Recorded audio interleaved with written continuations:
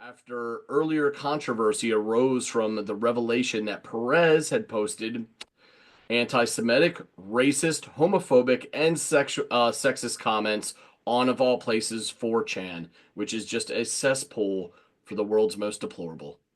I was just trying to think who we missed out. I know, exactly. You got all the icks and ists one can Yeah. possibly get when they toss their net out into society. And yeah. The only thing missing is attacking those fucking dolphins.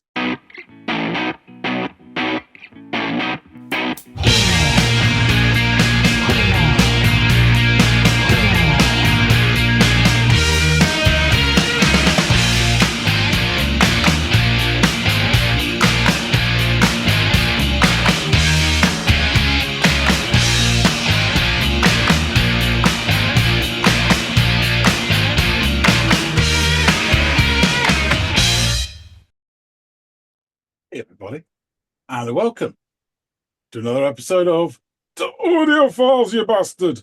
My name's John, his name is Andy. Could we have kippers for breakfast? Mummy dear, mummy dear.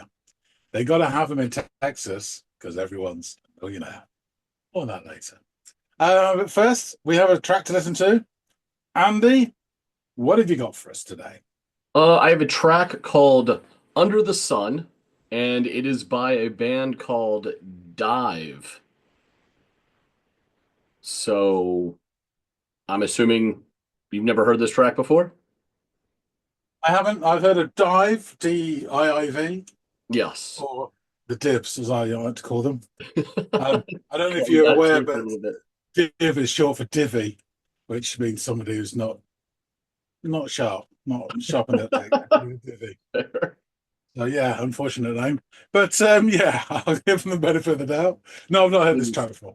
Cool. Awesome. Well, venture out, go give it a listen, and then come back and let us all know what you made of it.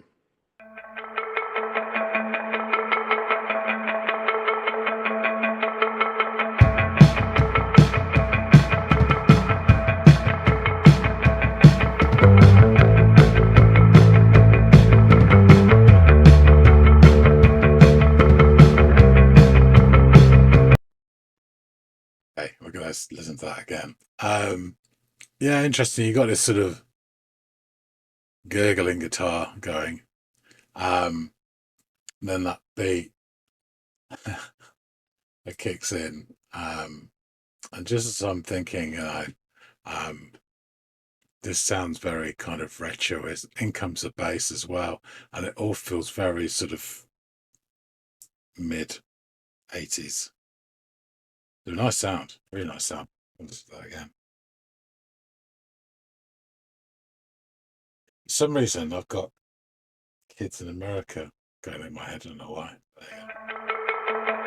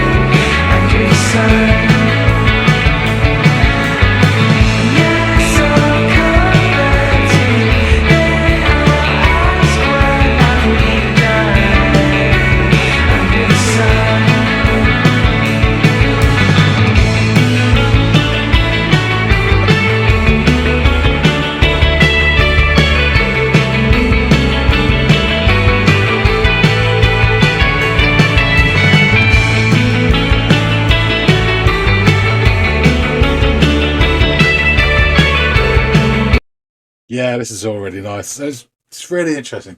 So you get the start, which I just very said. It's kind of post-punky in a way, and then in comes that jangly guitar, and it sounds very British mid-80s. And then it's nice and jangly. It could be any sort of thing. And then it goes into a bit of a sort of a riff, which is then matched with the vocal melody. And that riff is very mid-period The Cure, Robert Smith. Really, really nice. Vocals come in. They're kind of almost what I expected. A bit sort of weedy, a bit sort of step back from the mix. Totally appropriate. I've listened to 1,000 songs. The music's like this and the vocals are like this. Again, it's quite British in a way. That's how sensitive young men portrayed themselves in the 80s with this farty voice, and it continued on into shoegaze as well for the most part, and was only really disrupted by grunge and Britpop. That you got cheeky chappies suddenly singing full throttle. But yeah, really nice. And the way it was doing that sort of up the scale bit at the end, and then the little flourish at the end was again really quite Robert Smith. Yeah, lovely stuff.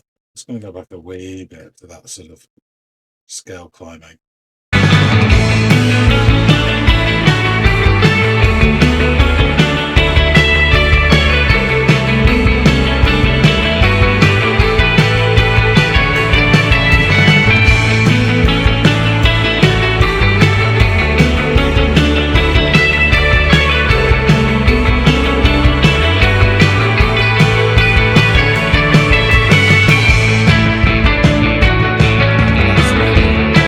Actually, that bit there as well, it kind of reminded me a little bit of sort of Mike Wilson Piper, The Church, the time when they were wearing paisley shirts and all that sort of stuff and going about medieval nights. It's definitely a hint of that as well. Really nice.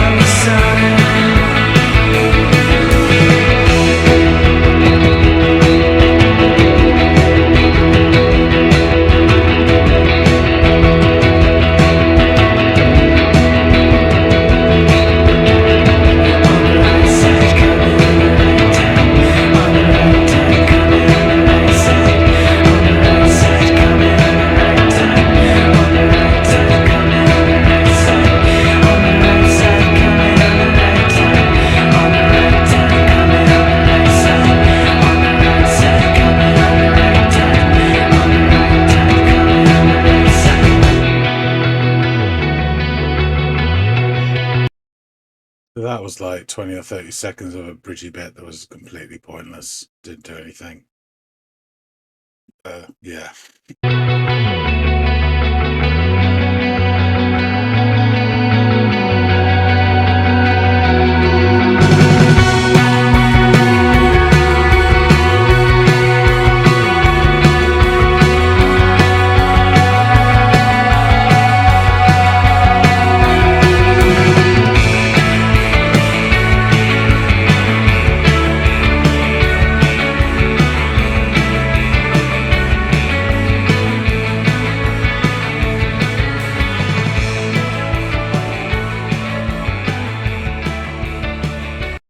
Did you hear that bit just there? That sounded really nice. Let's just go back.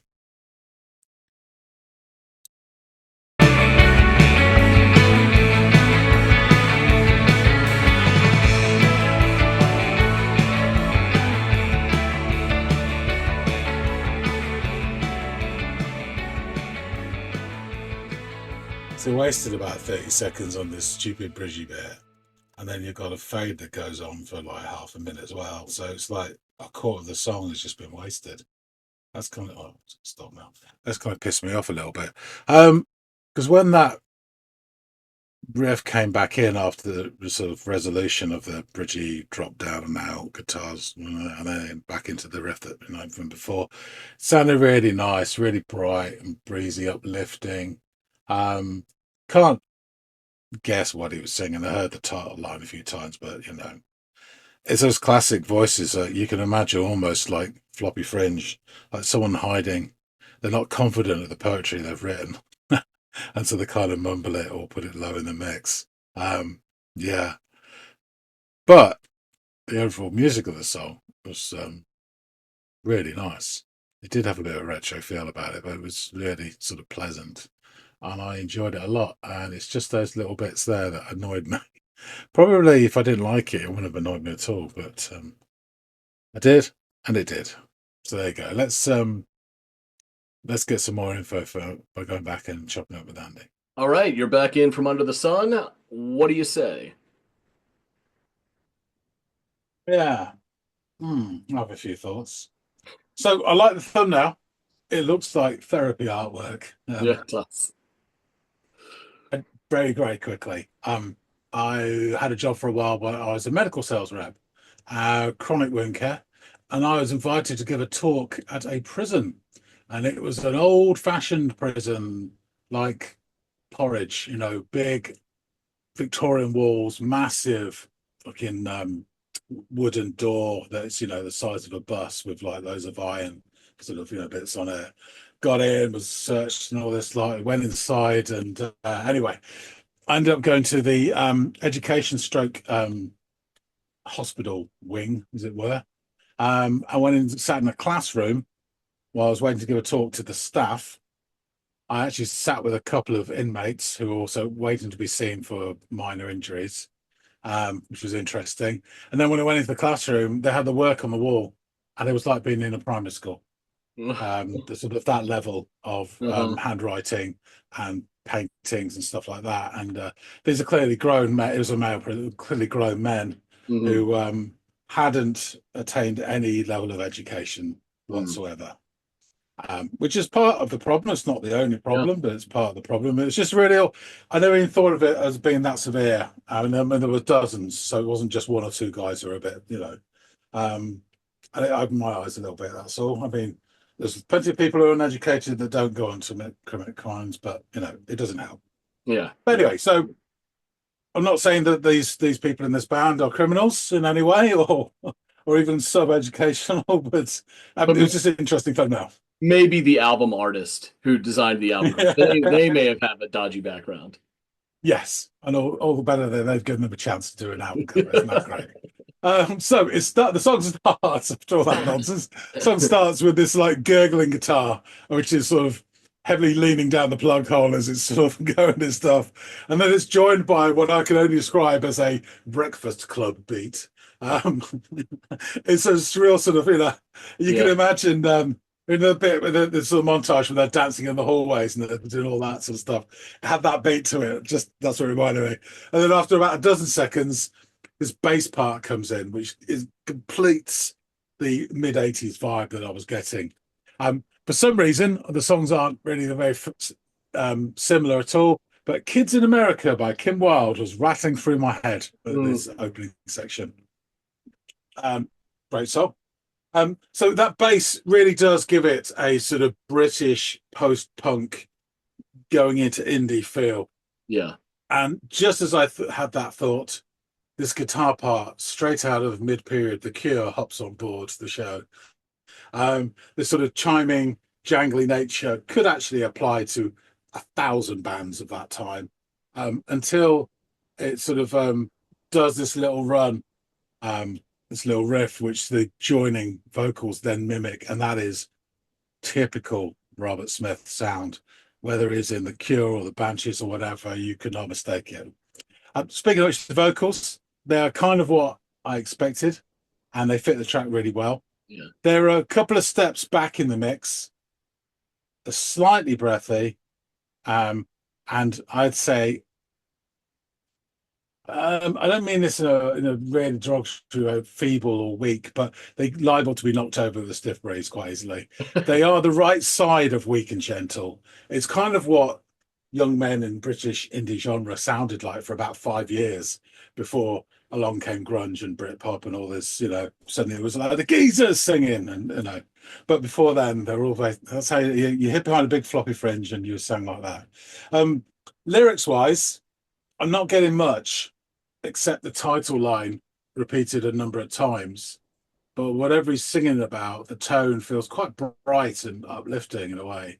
Um, so yeah, it's really nice. We get this sort of versey part. Then the guitar does this nice like goose stepping up the scale a couple of times, and it does it. I think it's four times, and on the second of each, the second or fourth time, there's a little sort of um, trill or embellishment at the end, which again is really nice. It also reminded me a little bit of Marty Wilson Piper from the Church, in their sort of early to mid period where they're wearing big blouses and singing about medieval knights and stuff. It was that sort of tone of the guitar as well. A lot of paisley involved. Um, really nice. And I love all that shit as well. So, I like this shit. And it also it enforces that sort of uplifting feel that you're getting Yeah. from the song as well. It was literally going up step ladders, as it were, musically. We get another verse, and the lyrics, the words remain secret for another time. And then around 2:20, we get this bridge part, which feels no more than a gentle sliding on wet grass. Not much happens really, except some repeated mutterings, which I cannot get. And it sounds like someone puts the kettle on. We get a little bit of a whistling.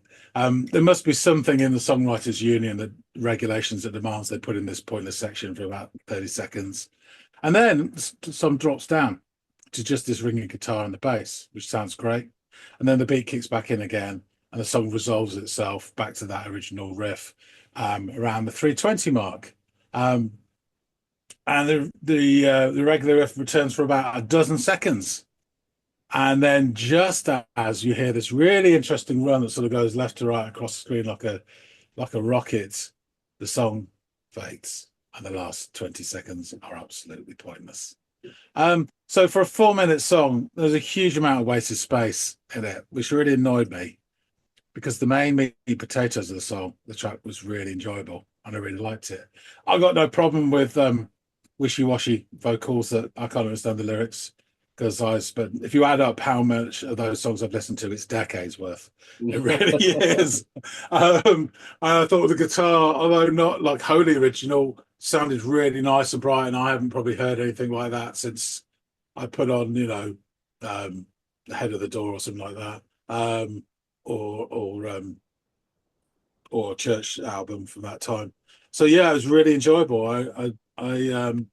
I do remember Greg having a dive video. I think when he came back after the break on his own, I kind of remember listening to it, but I don't think the song was that. It didn't grip me anyway. It didn't stand Mhm. out to me. This Yeah, I did. I think that was one of his Kofi requests, if I'm not mistaken. It could have been. It could have been. Yeah, But yeah, yeah. Yeah, it wasn't memorable. Oh, it was all right. I can't remember hating it, but I yeah. can't remember loving it either. Whereas I really enjoyed this. Niggles aside, I wish they'd have done another verse and chorus after they came back from the bridge rather than just chop it off because as I say, it just cut the whole thing really short. Which again, I'll give you plenty of short songs. Yeah, That's just my one gripe. fair. It's a really enjoyable track. Yeah. I'm glad you liked it, and I understand the one issue that you've taken with it. Totally makes sense.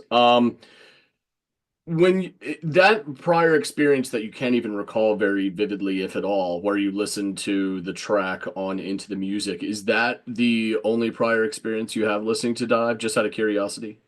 I think so. Let me just double check. This is so sad that I have to do this, but I do. I'm You have just their whole checking. you have their whole No, discography in your vault. Is no, what I have one album by them called Frog in Boiling Water, Yes. Yeah, yeah. We'll hear about which I that. can't remember listening to either. So there you go. There. Okay, cool. I will Well, do now. yeah, yeah. Give that a look, and maybe this album.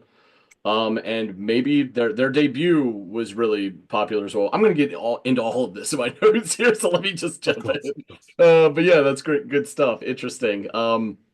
Yeah, Dive, pronounced and formerly known as Dive, as in DIVE, is an American rock band from Brooklyn, New York City, formed in 2011. The band consists of Zachary Cole Smith on vocals, guitar, Andrew Bailey on guitar, Colin Caulfield on bass, keyboards, guitar, and vocals, and Ben Newman on drums. Initially called DIIV, D-I-V, the band started as Smith's solo recording project.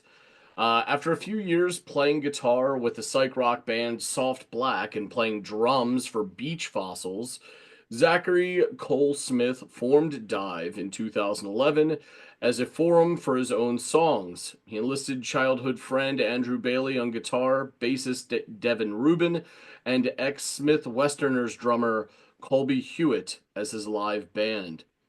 Smith, who originally named the project DIIV. I've also got a Beach Fossils album as well. There you go. There you go. How about it? No stone left unturned here. Well, listen to it, apparently. Um, Oh goodness, that's wow. so something else you need to check out. So yeah, Smith, who originally named the project Dive after the Nirvana song of the same name, explained to Pitchfork that everybody in the band is a water sign. That's kind of why the name Dive really spoke to us. Captured Tracks signed the band and released two singles, Sometime and Human, which were recorded solely by Smith and had acted as their demos. In May 2012, the band changed their name to DIIV, stylized DIIV, according to Smith, out of respect for Dirk Evans and the original DIIV, a 1990s Belgian industrial group. We've not been contacted by Dirk Evans or his lawyers, Smith said in a press release. But the short of it is, I don't really give a fuck what the band is called, which is I can appreciate that attitude. Dive's debut album, Ocean, spelled Oshin, was released on June 26, 2012. It was preceded by the single Geist in April 2012 and the music video for How Long Have You Known in May of 2012. The songs on Ocean were influenced by krautrock, C86 bands, Nirvana, and world music. People didn't seem to pick up on the influences of these Malian guitar players, especially Baba Salah, whose record I got at the library, Smith said. He's a huge star in Mali, but he has this one record called Bori, and it was huge for me and influenced the way I experimented with melody. On the list of the top 50 albums of 2012, Ocean was listed at 22nd by Stereogum and 40th by Pitchfork. On July 20th, that's right. On July 2013, multi-instrumentalist Colin Caulfield joined the band. Caulfield played keyboard and guitar for live shows until late 2017 when he replaced Devin Rubin Perez on bass guitar. On March 9th, 2015, DIIV began recording their second album, Is the Is Are, at Strange Weather Recording Studio in Brooklyn. Drummer Colby Hewitt left the band in the spring of 2015 due to a rumored drug addiction. Ben Newman, who played on several Ocean tracks, including Doused, was added as the group's drummer in 2015. Is the Is Are was released on February 5th, 2016.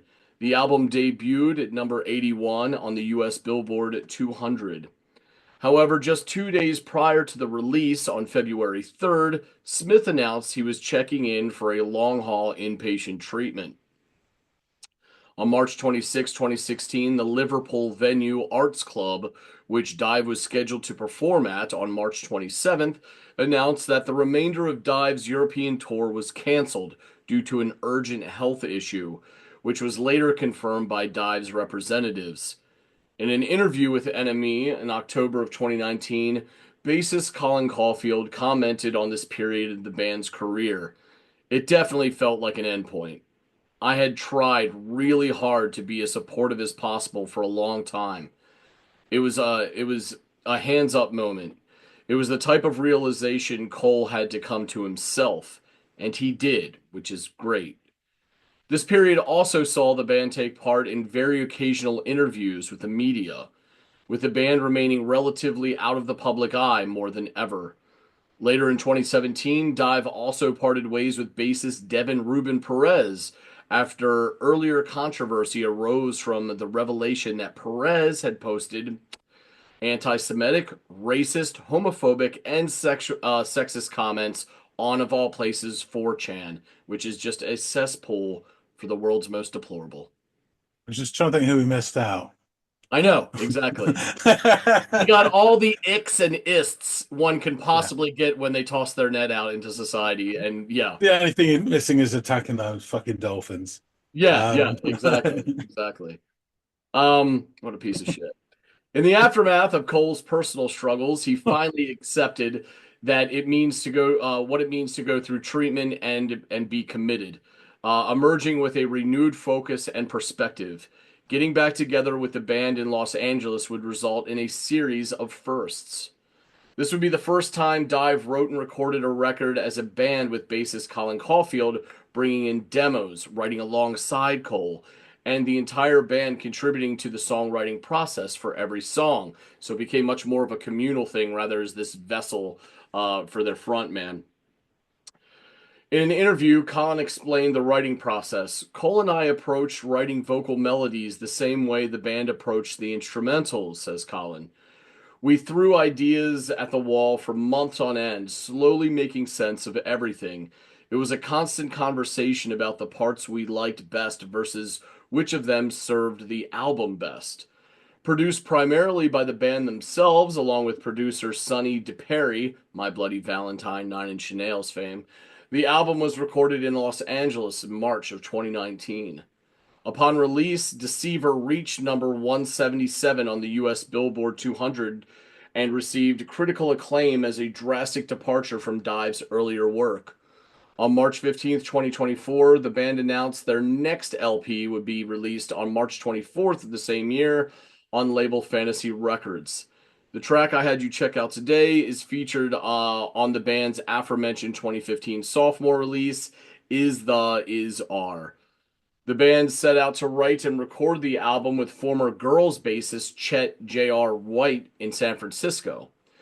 The sessions with White, however, proved unsuccessful, with Smith stating, I had these glorified ideas about San Francisco and its drug culture.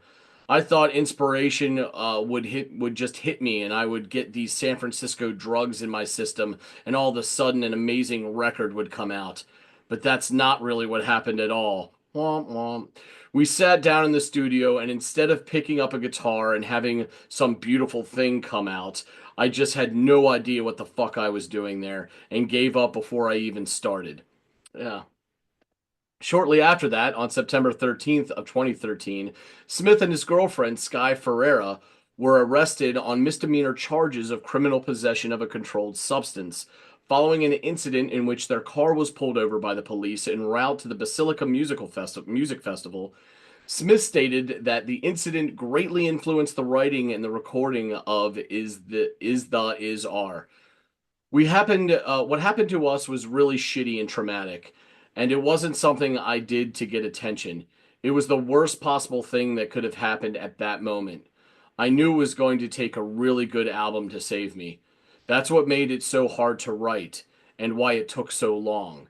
It didn't I If I didn't make a great record, then I'm done. That's it. I'm fucked. The bulk of Is Are was recorded in March 2015 at Strange Weather Recording Studio and the Bunker Studio in Williamsburg, Brooklyn. Regarding the recording process, Smith noted, I didn't want it to sound slick or overproduced. I wanted it to sound human and homemade. And that's the key to this album. I wanted it to show humanity, imperfect and flawed. The album title, the way it was recorded, I wanted every element to sound human. Then hopefully people can empathize with me rather than judge me. Is Are received mostly positive reviews from contemporary music critics. At Metacritic, the album received an average score of 72 based on 24 reviews, which indicates generally favorable reviews. Writing for Pitchfork, Ian Cohen gave the album a positive review, praising its scope and lyrical content. Is Are doesn't engage in fantasy or open up new worlds. It builds a nearly impenetrable wall around the self.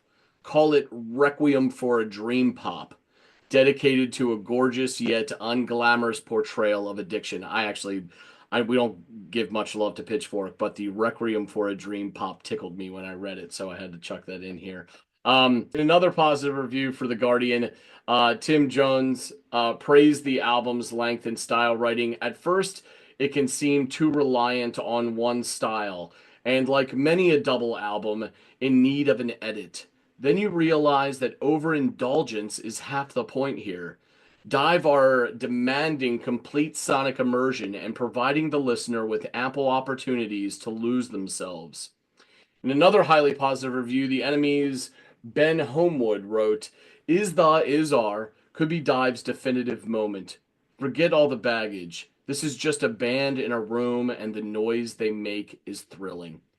Drown in Sound's Dom Gourlay praised the album despite its difficult gestation period. Is Are is a far better record than anyone could have expected it to be. A welcome return, and one that hopefully signals a healthier, less troublesome existence in the future. And reviewing the track that we listened to, Stereo Gum writer Peter Hellman noted, "The Kraut Rocky Under the Sun starts out with ticking pinpricks of guitar and a sinuous post-punk bass line, gradually adding on layers until the whole thing just about touches the sky." And finally, Shannon Athena of Surviving the Golden Age effusively reviewed the track and wrote, "The indie rock group has stayed true to their roots, with barely decipherable lyrics." Funny she mentioned that. I know someone else who did the same.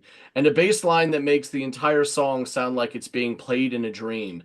It captures the feeling of warm weather and being totally carefree. Zachary Cole Smith's vocals are hollow and ringing, a perfect fit for the rest of the band's ethereal rhythm." So let's jump into these lyrics that you and Shannon Athena latched onto instantly, he said sarcastically.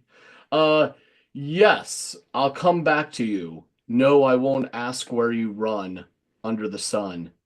Yes, I'll catch up to you. Then I'll ask, what have we done under the sun? To be free, be awake, big breath that you can't take once you've begun. Press my face to the back, all the pillars that stack, and hold up the sun. On the right side coming on the right time, on the right time coming on the right side. And that repeats itself 4 times. So there you have it. Fairly scant lyrics, but it is a love song about his aforementioned then girlfriend. What was her name again? Sky Ferreira. So interesting. Interesting song, interesting album, definitely worth checking out. I would definitely recommend that to you. By an interesting band, man. This is one. I think it's really cool that it started off as this project of his, and then going into the creation of the second album, he basically self-destructs and barely keeps the thing together, and then comes out on the other side, kind of seemingly a new person where he realizes that he is self-destructive and can't hold all of this together. So he opens himself up and the band up to the other members. They become much more of a band than a project. And as a result of that, the art really flourishes. And as a unit, they achieve what was his goal. So, and he seems humbled by it and happy that he was able to create this and get a second chance. And they've since just been creating some really good music that I think harkens back to a time that you certainly revere in music, with all these nods and doffs of the cap to genres and subgenres that we've discussed at length on this channel, from krautrock to dream pop to indie to post-punk, all of this stuff. So I thought you might like it, and I'm really glad you did, John. So thanks for giving it a listen, man. It's interesting. And interesting you talking about him. I think you said at the start that when he was putting the band together, that they're all water signs. I mean, what's that? No fishing and no bombing. I don't know. But it's definitely sorry. Yeah, it's definitely that sort of massive hint of which I think is not a problem, but it's a byproduct of all creative avenues of this sort of ego, narcissism, which fueled by drug addiction is really destructive. Because you become ultimately selfish, you and your habit, Yeah. and that's where it can just break everything apart. So it's great he's managed to come out the other side and as you say, become collaborative as well is even better Yeah, because yeah, that's yeah. the This goal is. exactly.